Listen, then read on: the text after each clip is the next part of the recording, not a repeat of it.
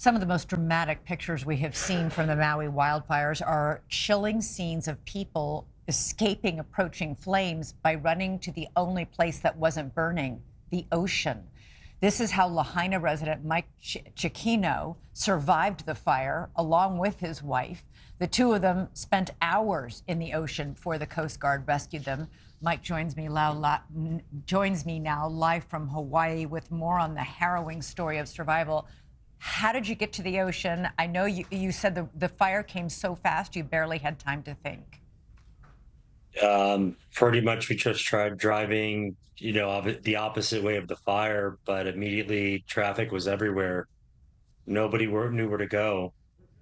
There, You see nobody people was running directing you. Nobody was everywhere. telling you anything, right? No, when it happened, I knew that if I called 911, the phone might drop out. Or even if I could get a hold of 911. So my first thought was to call my mom because she's in Wailuku and she does have a signal, have her contact 911 and then see where we're supposed to go. I immediately got a call back from my mom like a minute later that she talked to 911 and all they could tell her was just follow the traffic, follow everybody else. But that made us get into a giant traffic jam where nobody could get out. And basically, fire was everywhere. So you had people running to the left, to the right, towards the ocean. Nobody knew where to go. There was just not enough warning. We're looking at this video now of the fire, and we just saw a moment ago a shot of you standing in the water and all these other people standing in water up to your, I guess, up to your waist, even up to your rib cage. Was that the only safe place you could find? At times, even where you're seeing these boat videos where people are standing became on fire. It was like a continuous bomb going off. So there was times where you couldn't even be in the water without getting burned. How long So were it's you in kind the of like water? on and off for 3 hours. So every time the water started getting fire, we would swim into a spot that had a little bit of less smoke and a little bit more oxygen. And it was just going back and forth. And this is over a 12-hour period. Wow. How deep and how far out did you have to go to get safety from all the smoke? It was so dark. So there was times where I don't even know how far we were out, but we were trying to touch the bottom, it's basically keep our heads above water. My wife's not the best swimmer, and then we got stuck in a rip current that was pulling us out. And there was times where we couldn't even touch the ground, and we don't even know where the land is. When smoke would clear for a second, you can see some red. You're like, okay, that's where the land is. But even in the smoke, you had ambers and fire hitting you, and every time the fire would hit my back or my face, I would dunk underwater and get it, then come back up, get a breath. The fire would hit me, I would go back underwater, and this went on throughout the whole night.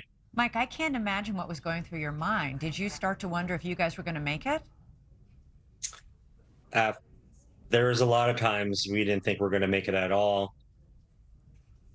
I just remember calling my mom, my brother, my daughter, tell them that I love them and that, tell my mom I don't think I'm going to make it out of here, take care of my daughter. When we were hiding in the ocean, I thought we were going to drown because you're taking in so much smoke. You can feel yourself getting tired. It was weird. You're scared, but then you're getting tired and you're slowly losing consciousness with every breath. And I realized at points if we stayed in the water, not only are we getting hit by fire, but we're going to die from smoke inhalation just breathing it in and we're going to drown. And I know that some of the people that were out there with me drowned. I saw babies that were out there that I never saw again.